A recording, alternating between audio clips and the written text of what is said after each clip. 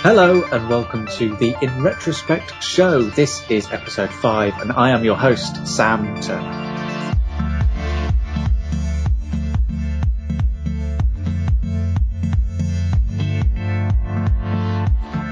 Joining me this month is the eminent professor-to-be, Dr. Chris Darby, and also the internet's Peter Willington.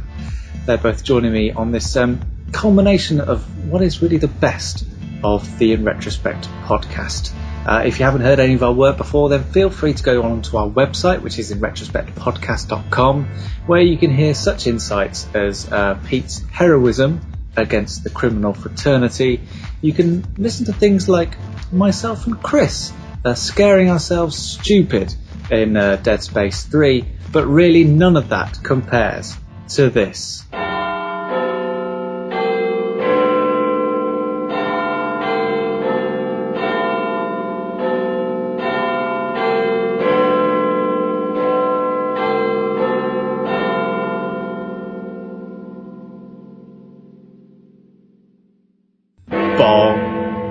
Good morning, Azeroth.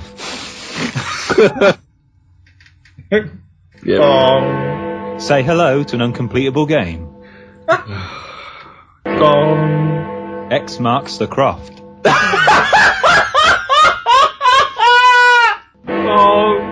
The hills are alive with the sound of...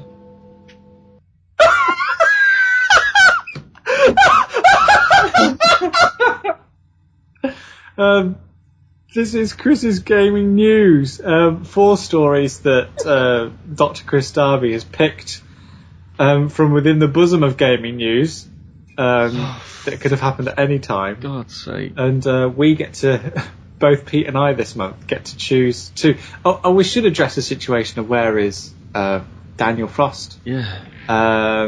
He is, if you haven't listened to or watched the FIFA Premier League preview, which is a brand new arc of something we're trying out here at the label, which is on YouTube, you would not know that Dan is currently on his holidays enjoying his honeymoon. So I hope he's having a fun time. Yeah.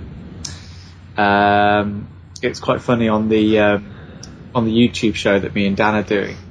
He said that on holidays before, he's actually gone into a pub on his own whilst he's been on holiday with his girlfriend, now wife, and sat and watched football with other men. Do you reckon he's going to try and pull that one off again? Do you reckon he'll try and do a Danny Dyer? Probably, most definitely. But what amused me about that story most is that, like, it was just full of men in exactly the same situation. Gone on holiday with the family, and the fact is none of them have any interactions with each other. All just sitting on separate tables. I just want 90 minutes peace. Yeah. Like, oh God, that is depressing, isn't it? That is a depressing thought. But, I mean, you know, Holly's into football, isn't she? She's sort of... I don't know. To be fair, you can push a relationship so far, and there's only so far marriage gets you, really. Yeah, and it is Dan. You know, he's already stretched his luck pretty far. So hope you're having a good time, Dan. Anyway, I'd like to talk about the Lara Croft issue. So X marks the Croft. What is this issue? So I suspect this is the issue that the brand new Lara Croft title has been made an Xbox One exclusive, or at least a Microsoft exclusive. So probably expect for it to come to PC sometime soon. This story has been slightly addressed. Microsoft came out and said it's a timed exclusive, in inverted commas. But whether it comes out on PS4 or other consoles in the future, I think is relevant. I think, personally, to go on a small rant, this is a situation where Microsoft need to sell consoles with a game that's not a first-person shooter or a action-adventure game aimed at men. And I think Square Enix wants the money that Microsoft are giving them to go exclusive for a timed period.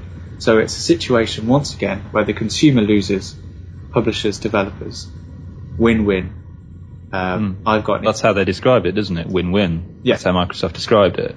And But I suppose there's no consumer wins. I don't think. Exactly. Even No. Xbox One owners, I don't think. What do you think of it? You're the biggest Tomb Raider out there. I'm very annoyed actually with this because You're going to get a PS4, won't you? yeah, there are many reasons I wanted to get a PS4. Not for some time, mind you. So this timed release obviously won't really affect me. But I suppose it's, as you say, Sam, it's the principle of the matter, really. Tomb Raider is synonymous with the PlayStation. I mean, It's become synonymous with the PC as well. Let's not forget. Stella, who I spoke to on that InRetroSpect show, talked about how she doesn't own a console. And for her, it's entirely been the PC, and she's one of the major people leading the petition against this decision.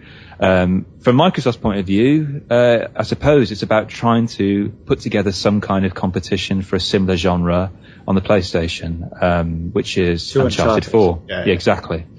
Do you think that's one of the reasons why Crystal Dynamics and Square Enix have done it? Because, playing devil's advocate, they probably see Uncharted 4 as going to be, that is, from the short, small snippets we've seen, it looks like it's going to be absolutely incredible, and a swan song probably for Naughty Dog as we know it. Do you think they've jumped ship to avoid that clash? I mean, I think they have, yes. I imagine they feel quite backed into a corner. It's quite strategic, actually. Again, numbers been coming out. Xbox One consoles are not shifting as fast as PlayStation 4 consoles, and they're trying to find any means possible to get ahead of their competition. It's almost like Game of Thrones out there, the way these different houses are playing off against each other. I don't know to what benefit. It depends what they mean by time. What's the delay? How long is this delay going to be before we see it on the PlayStation 4, before we see it on the PC? Really, that is the key, really. How long is it going to be Microsoft exclusive? So here's the question, right? Is Tomb Raider 2, or whatever it is, this rebooted sequel to the original, to the new Tomb Raider, is it enough to sell a console? Because the first one didn't exactly perform. Well, it was criticised by Square Enix for only selling 3 or 4 million copies. So it underperformed. Well, no, it performed pretty much right up to its standard. But it underperformed in the sense that it was a reboot of one of the world's biggest and most well-known franchises, and was given so much press, and was one of the first things Square Enix put out after they bought Eidos. Like, all of these factors, and it performed okay. Yeah. So then, is there enough of an audience that is clamouring and saying, whatever system Tomb Raider 2 is on, I will get that? You're right. You're half right. Now there's an audience clamouring for it. They've made it exclusive. So I don't think it's going to sell consoles. I think it's going to sell the game, which is what Square Enix wanted. Right. They don't. They're in it. They've from this. They've got publicity. Suddenly, Tomb Raider is seen as an exclusive product. So when it finally gets released on the PlayStation 4, people are just like, they've been starved of that attention. So then they'll go out and get it. So that's another sort of boost to that revenue stream that's coming in. And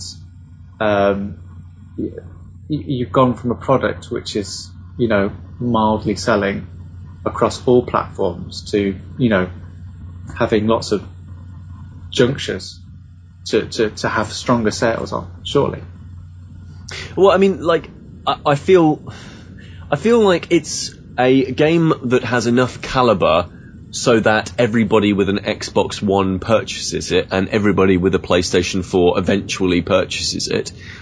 I just don't think that it sells a console. I don't see it as a system seller anymore. Maybe it would have back when Angel of Darkness was a thing that was sort of floating around. People were getting excited for the next Tomb Raider because it was really, really relevant. But that brand's completely seen its heyday now, and I don't see it as a system seller. It's a sequel, apart from anything. Like, it is a sequel that is. If you didn't buy the original, why would you buy something with, that was a sequel to it? Like, again, it's kind of got that going against it. I feel like it's going to be a great game, and I'm really pleased for Microsoft actually getting it as a timed exclusive, however many months they've got it beforehand.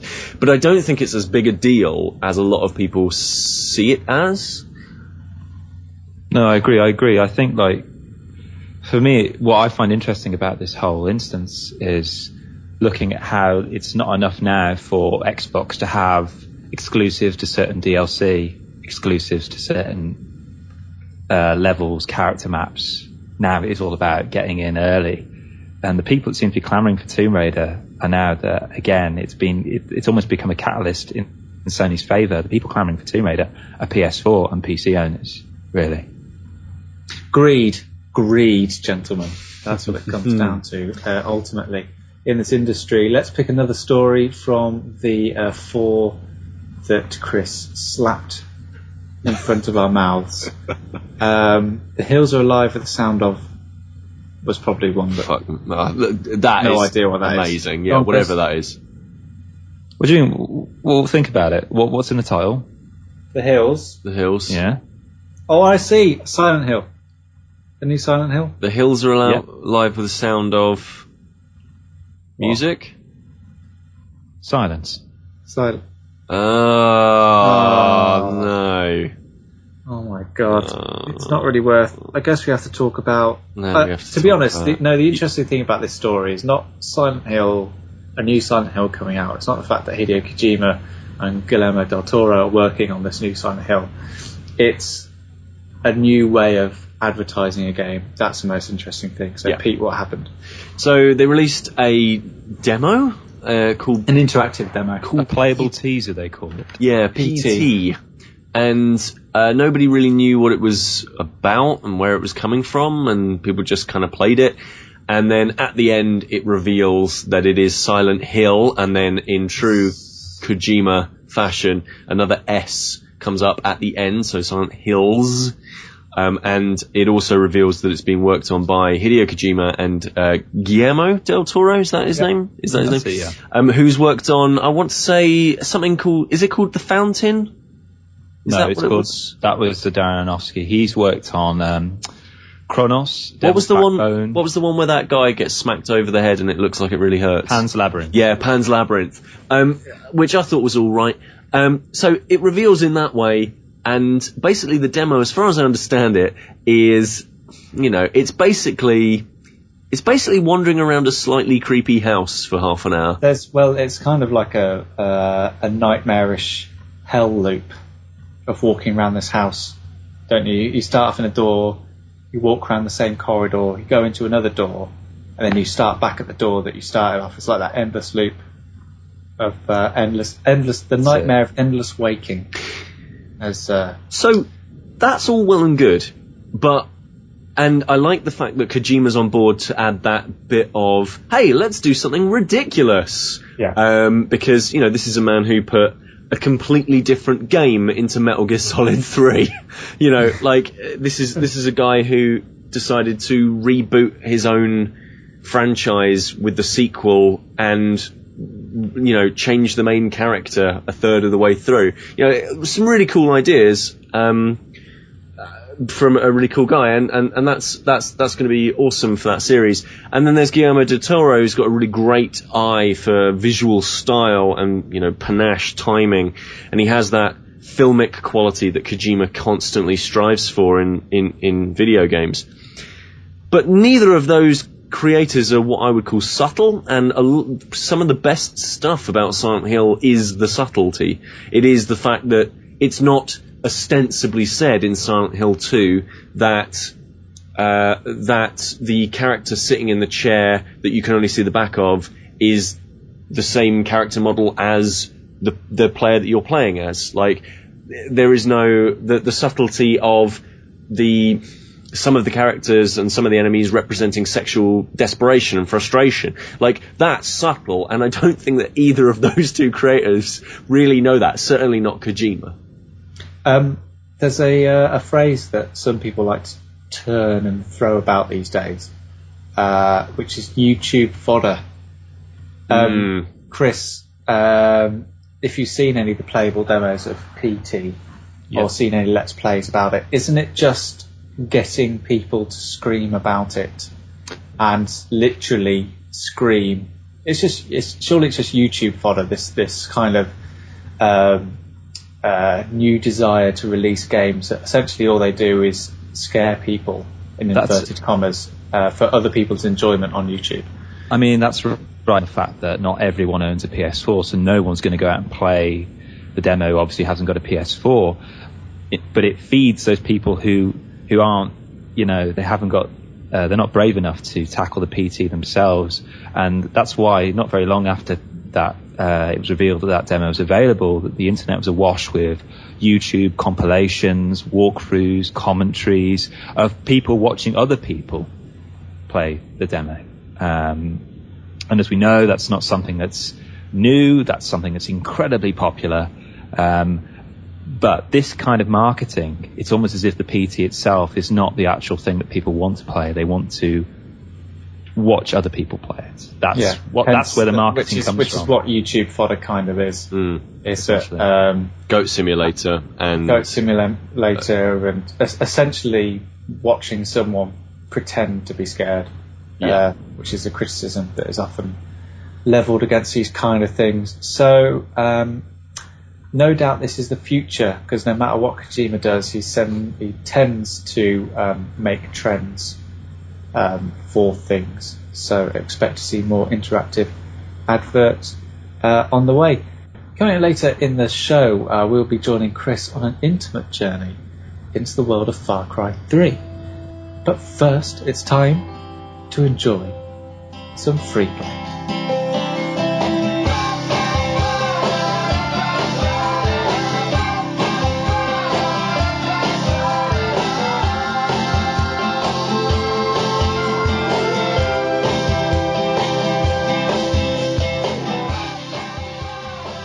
Wonderful, wonderful free play, where we take a game from the internet that doesn't cost you a single penny and review it for you, tell you if it's any good. This month we are playing the PopCap Original, which can be found on pretty much every single device ever made, Plants vs. Zombies. This is available for you for free on browser, should I say. This is the first iteration of the title at popcap.com, where you can play Plants vs. Zombies. So, Pete, you're the mobile aficionado in this tryst that we have going on. Considering there's so many iterations of Plants vs. Zombies out there at the moment, I guess the question that we've got to ask ourselves is, why are we even bothering playing a browser-based version of this game? Because this is the version that happens to be free, that is, of the original version. The Plants vs. Zombies started out life as a paid game, like most PopCap stuff. And PopCap got very famous very quickly for making lovely, small games that appeal to a very wide audience. But because of that, they are always premium titles. Can you give us a short history, possibly, of PopCap? PopCap. Yeah. So PopCap, essentially, well, basically they are a casual games developer, and they were a big casual games developer when casual development just wasn't really a thing. They were pre-indie. They were big enough that they were making games that were popular enough, like Bejeweled, and they would make games like Peggle and so forth. They had a lot of success on Facebook, but then Facebook games basically died on their arse, which is a real shame for people who like free play and games like that.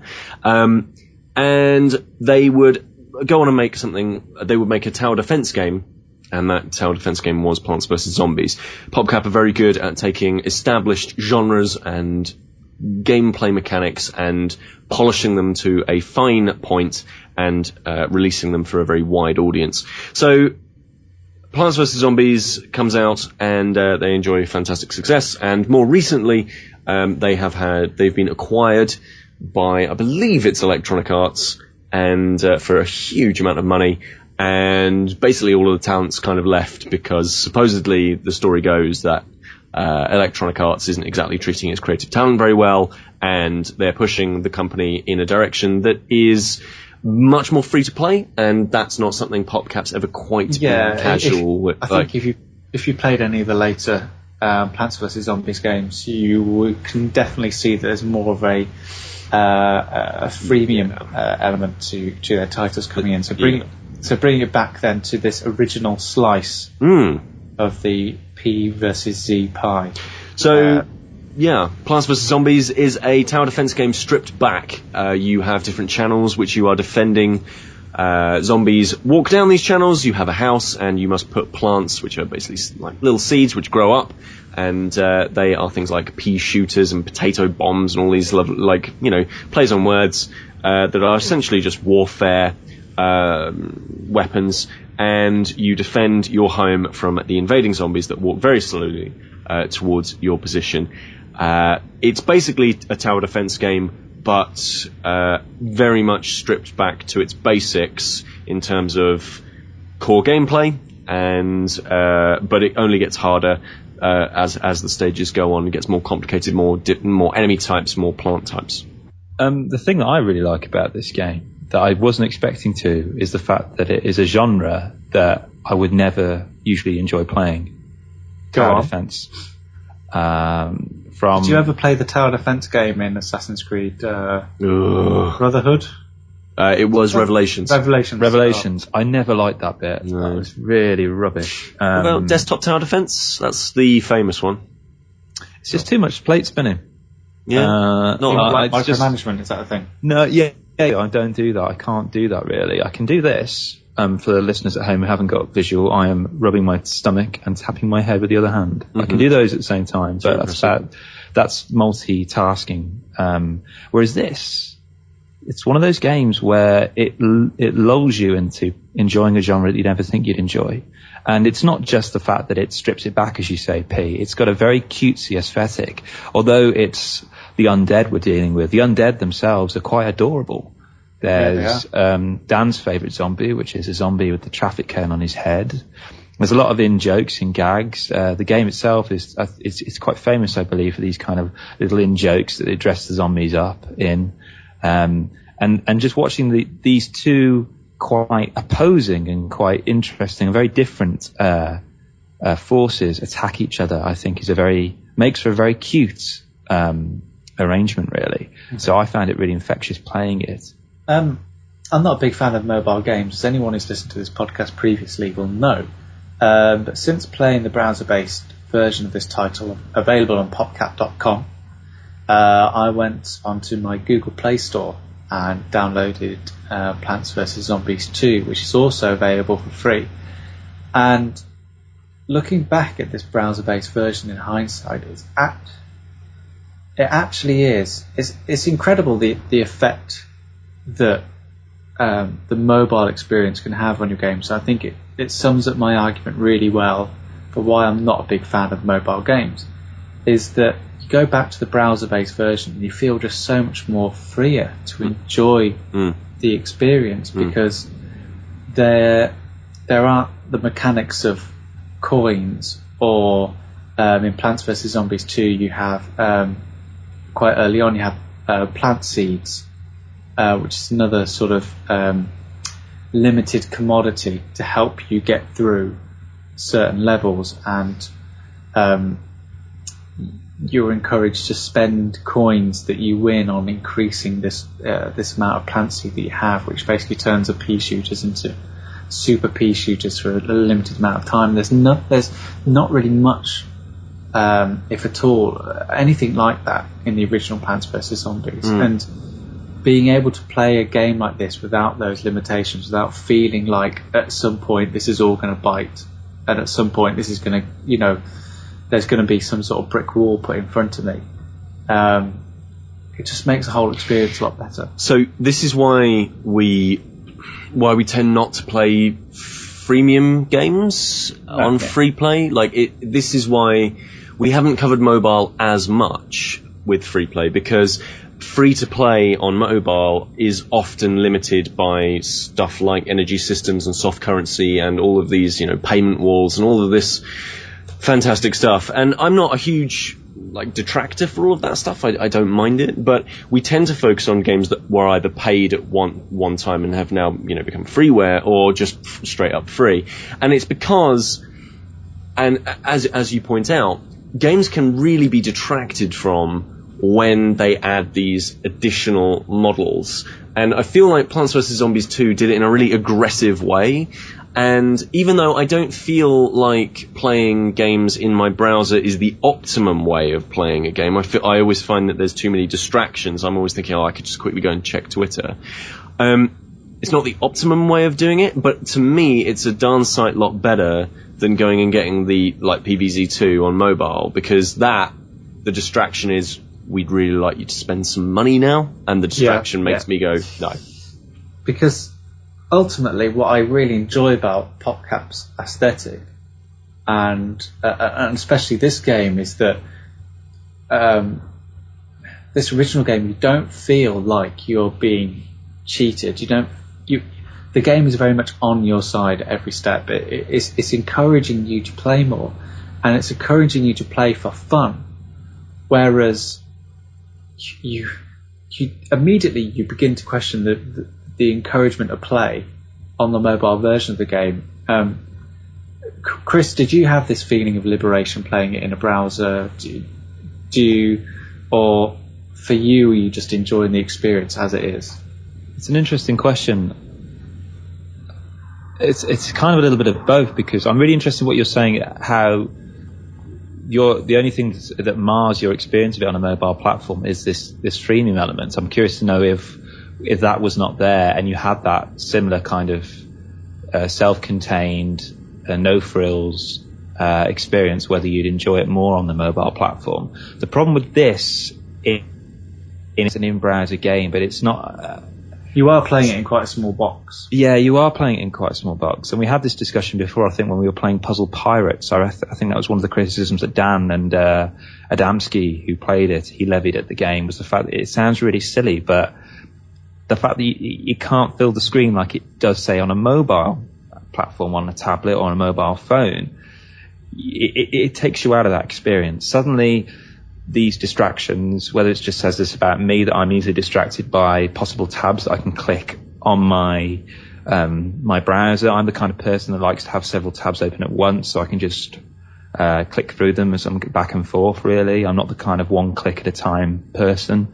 So having a game open in one tab on my Google Chrome, that won't be the only tab I'll have open. And if I've just got this game, irrespective of how good it is and how addictive and how cute it is, in this tiny little box of my screen, that's going to really affect how long I play it for. Pete, is it worth our attention to kind of go back to popcap.com and play Plants vs. Zombies, or have we moved on, do you think, both in the mobile space and the browser space in terms of free games? I think the space has definitely moved on, and whether or not the space has moved on for the better, that is still up for debate. I think that Plants vs. Zombies was never really replicated.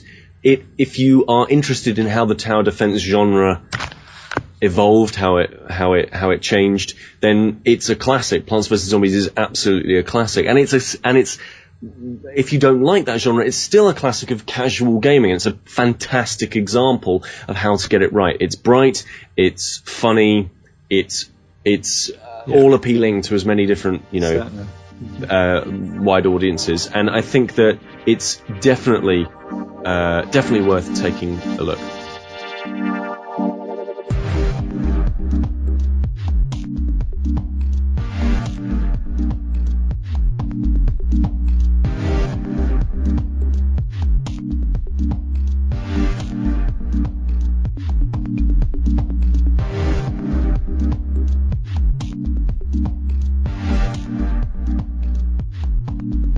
This is the InRetroSpect podcast. In a very, very short while, we're going to be updating you on what's happening with our video game, which are hoping to make just in time for Christmas, which is also the sit-in title for the video game. It's almost becoming a Willy Wombat for those who have heard Chris's wonderful interview with Jason Rubin. But anyway, we love to take some time during the InRetroSpect show, a time of intimacy, a time of personal and spiritual development. And this month we're going to be joining Chris Darby on his own inside the world of Far Cry 3.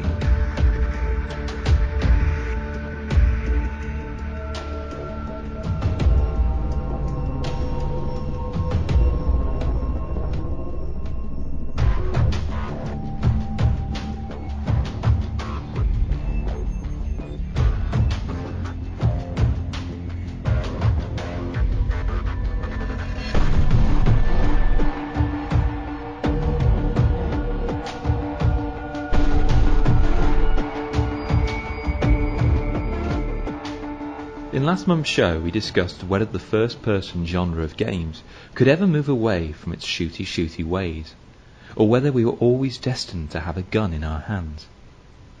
To put this to the test, I set myself a challenge. Could I explore a first-person open-world environment without firing a weapon? Would it be enough just to walk it? Putting on Far Cry 3, I fast-tracked the furthest western point I could on the mainland mass. Using the map, I created a waymarker for the friendly base of Tequila near the furthest eastern point, 4,881 meters away. My plan was to walk this distance as straight as I could, a length of over 3 miles. What would I encounter on the way, and would it convince me that the first-person genre doesn't need guns? My epic journey began at night, with me clinging to the cliffs of the western shore like a barnacle. It's too steep for me to traverse. I'm going to have to jump into the ocean below and swim north until I can find a way up. As I swim round, I find a strange fault line in the rocks, where the level hasn't rendered properly, creating a strange blurring of pixels. It is because of the rules I have set myself that I have seen this strange glitch. The designers obviously were not expecting it to be discovered. I eventually make it to land, and as the sun rises, I spy a series of vines that I can clamber up to make my way up the cliffs. It's mid-morning by the time I make it up there, and I discover I'm in the grounds of Dr. Earnhardt's mansion. I head past the strange weather vane in the garden and swim across a small pond, where I come across at the top of a cliff. The view is amazing. The next ridge is quite some distance away, and between it and me are a series of bays and lagoons. Keeping in a straight line is not going to be easy. Sliding down the slope, I find a small shack right by the bay. I spy some washing on the line and a load of fish on a countertop. Here I take a heron fetish item, a beautiful seashell, and a gold chain. Some hunted birds hang near a blue parasol. A man beckons me over, asking me if I want to shoot something. I don't like him. I notice a sign for this strange collection of huts. Neptune Seafood and Market.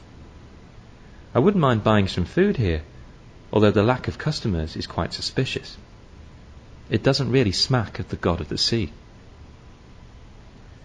In the hull of a ruined ship that I find awash on the beach, I find a Cuban cigar. Nice. Leaving behind Neptune Seafood and Market, I swim across the bay and hear gunfire. I'm heading towards a communications tower, which looks awesome with green vines against the backdrop of a blue, cloudless sky. It must be the middle of the day now. In the dunes I discover a ripped teddy bear, and near a small abandoned camp I find $31. It can't have been abandoned for long though, as the fire is still ablaze.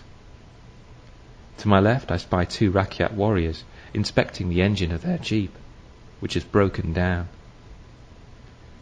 As I look through my camera, I see some of their colleagues drive past and immediately start shooting a pack of dogs that are in the area.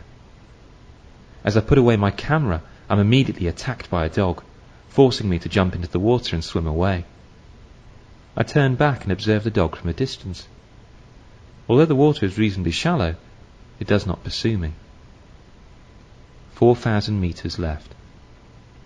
Emerging on a patch of sand, I disturbed 2 pigs that had been foraging in an upturned dustbin. Quite a weird sight. I've made it to the other side at last. Yellow sand and crystal clear blue water is now replaced with lush green grass and trees. Heading up a hill, I happen upon a small chain-link fence, which features the following sign: "No trespassers. All violators will be shot. Survivors will be shot again." You really need a gun here. Walking past this friendly reminder, I drop into a small valley and notice a man sitting in its centre. He is wearing a sun hat, and as I approach, he doesn't acknowledge me. His head is bowed, and he looks like he doesn't want to be bothered. Near him is what appears to be some sort of a makeshift shrine on a series of rocks, featuring candles, bowls of seed, and peppers, as well as some snuffed-out candles. I find a bronze pendant, but am a little confused as to what happened here. Was this man seeking some kind of divine retribution? It doesn't appear to have worked for him. Sticking to my straight line, I'm pleased to notice that it takes me into a nearby cave.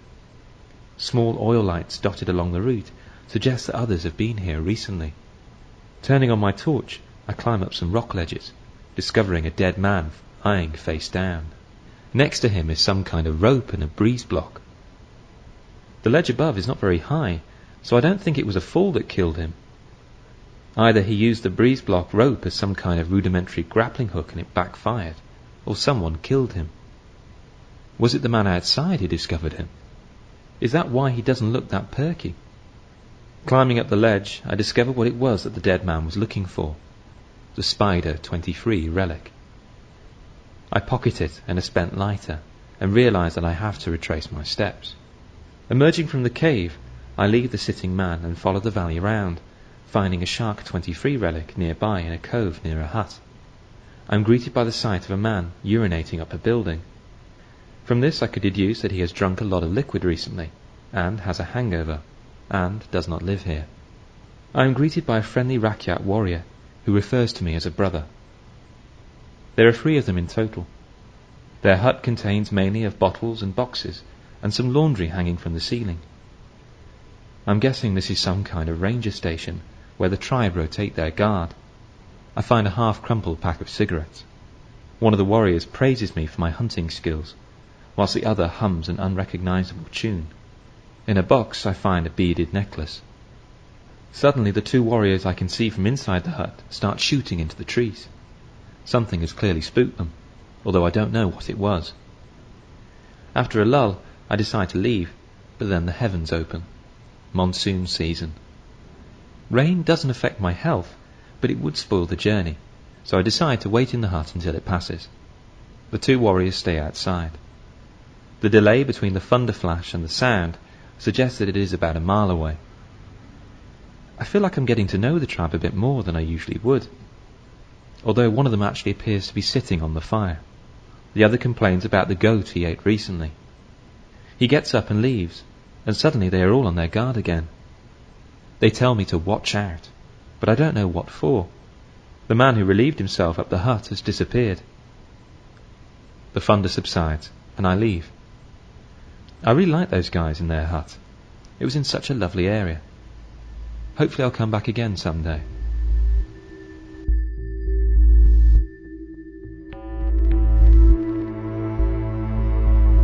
So thanks very much, Chris. Wonderful stuff. They're in the jungles of Ubisoft's Far Cry 3. And if you want to hear more from that podcast, because that's really just a snippet of it. But Chris, there's going to be a director's cut of that available at the website. Coming next week on InRetroSpectPodcast.com, there's an extended cut of that journey that I made. Subscribe on iTunes and you will not miss a bean that falls from our frothy cup. We're making a game. At the moment it's called Just in Time for Christmas, but that's our deadline to make it just in time for Christmas. Chris, where are we at this point? We're getting there, aren't we? Yeah, it's been a long journey, but I think a lot's happened actually in the last month or so. The wheels were set in motion really with Gungadin Peter sending over his concept piece, a very short piece we talked about in last month's show, which consisted of 3 rooms.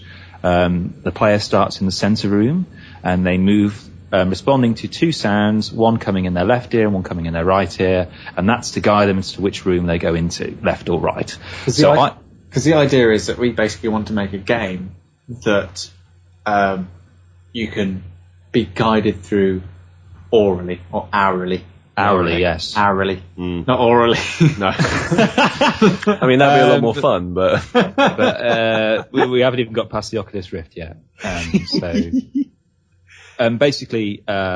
So originally our concept was to do a game which had no visuals, and then in last month's show we decided that actually it would probably be best to have some visuals to act as some kind of anchor for the player to get a sense of progression throughout.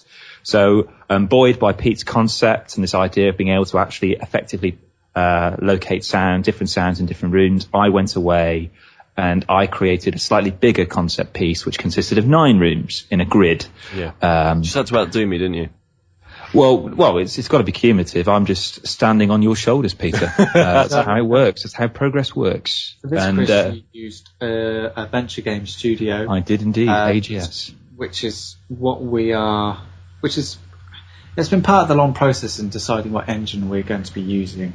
I think we're mainly using it because it doesn't have a handy rhyme that went with it. Because we had Twine, which was fine, and then we had Quest, which was at the time best. But then Adventure Game Studios kind of trumped them all, and I think I didn't get distracted by making a rhyme for it, so we decided to use it. So you both used it now. Get along with it all right? It works flawlessly. It works really well. There's tons of support out there as well. You're right, and Pete's been really invaluable to me actually, because before we were recording the show, I sent him a few emails saying, Pete, I've got the map set out, but I don't know how to have all the sounds playing at once, because I'd leave a room and the sound from the previous room would still be playing.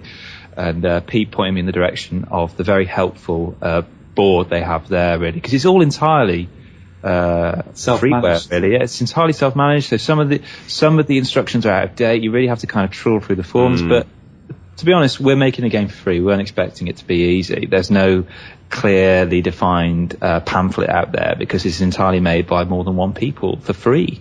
But once you start getting the coding, and I use coding loosely, it's not a very elaborate coding system. Once you get that kind of functionality down, it is quite user-friendly. And being able to do that, it's actually been able to give me a clear system as to what is the preferred stages for making a game. Mm-hmm.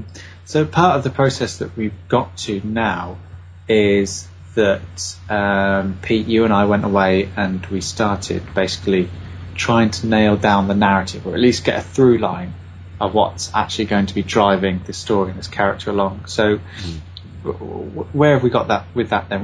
What's going to be happening basically in this game? So we went away and we kind of keep thinking of it as a script, but you're right, it is like it's more of and I know this is kind of splitting hairs, but it is how the narrative of all of the actions in the game works. So the way that snappy title, right?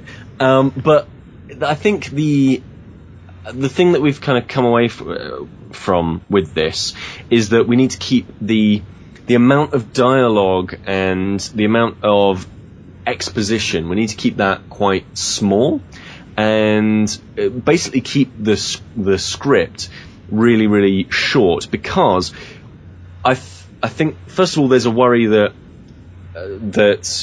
creating a script in itself is going to be a huge amount of work, and then actually creating the game to fit that script is going to be exponentially far more work. I think it's very easy to come up with ideas of, well, we're going to make this script for an hour and it's going to have 1,000 different rooms and all this sort of stuff, but eventually somebody has to create all of those assets, somebody has to create all of that script, or somebody has to create all of the audio.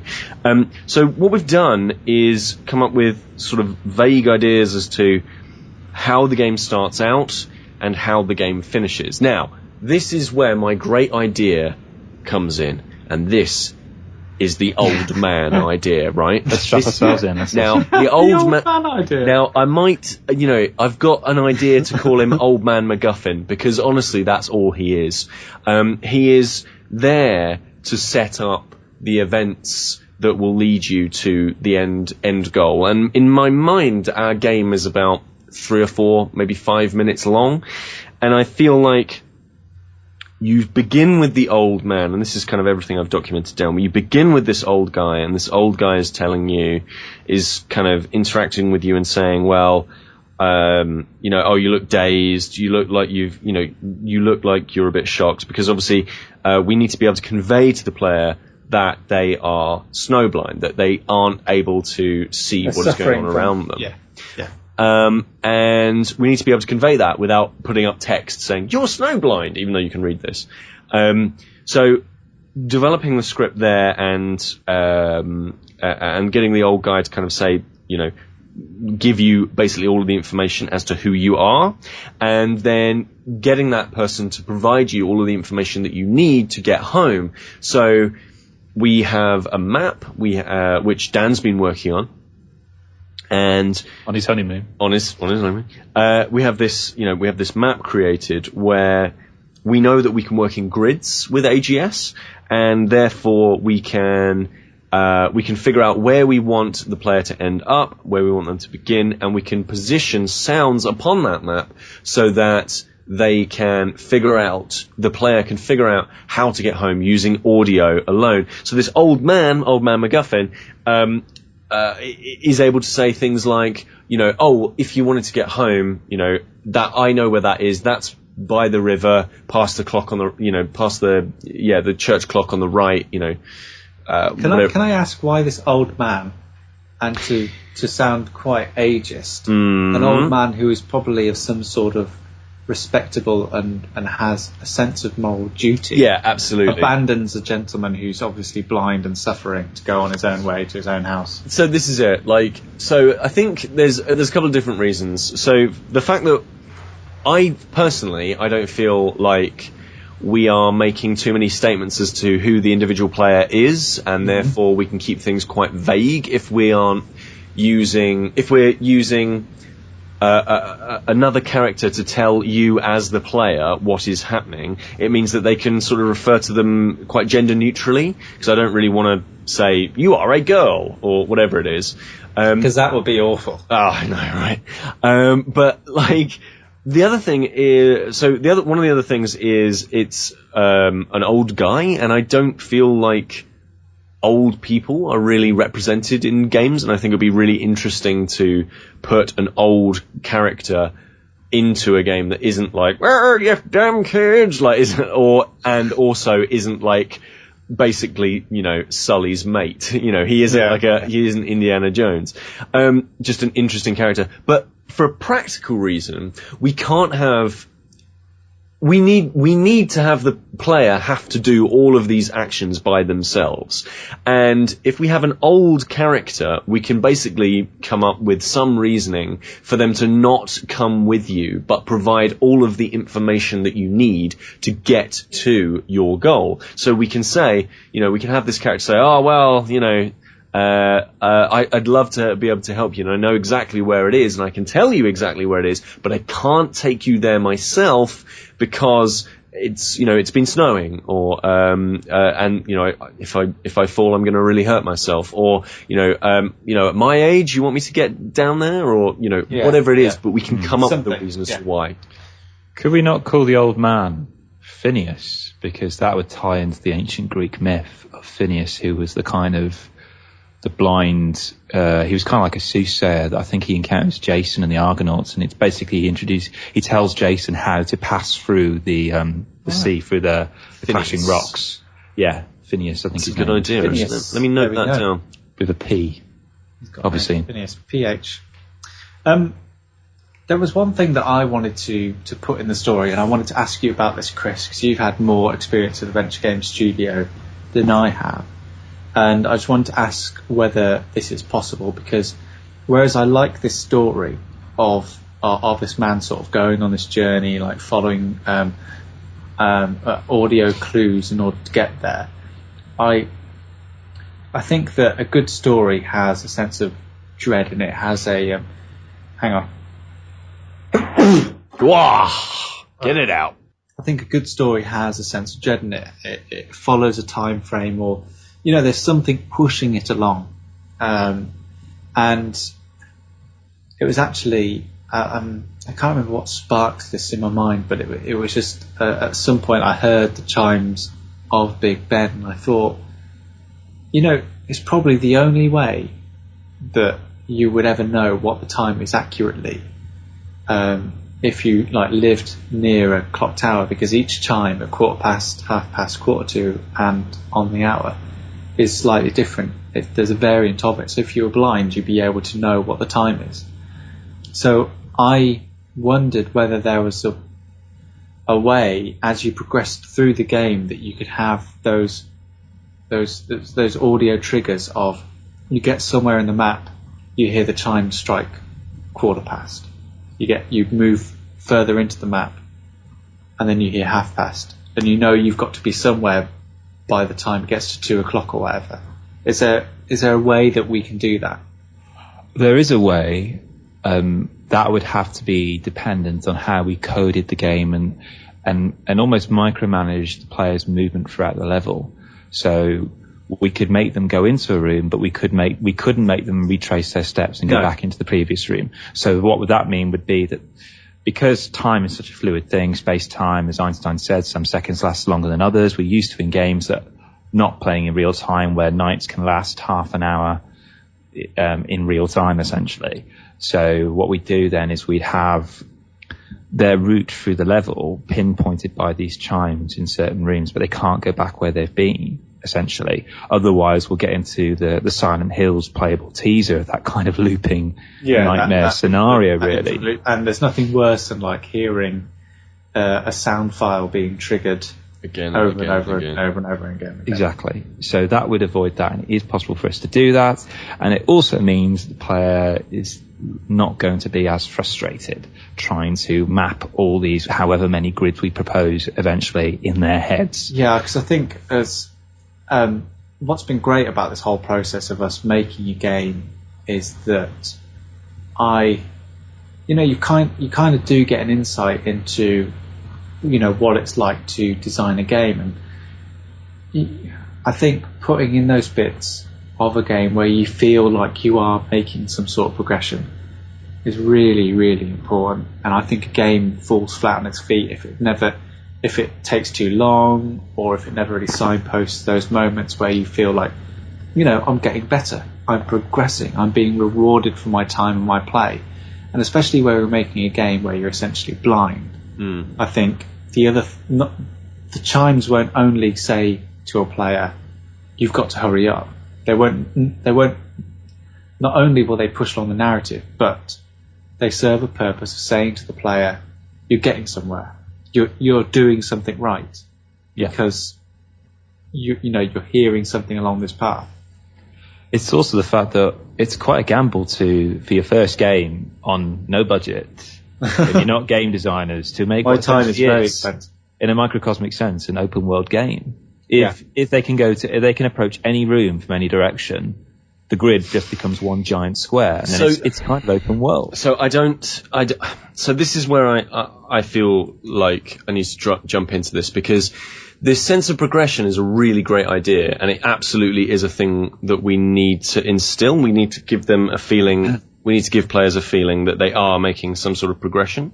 But if we are going to create multiple maps, because at the moment, in my mind, I'm seeing it as one map of a game that lasts 4 or 5 minutes.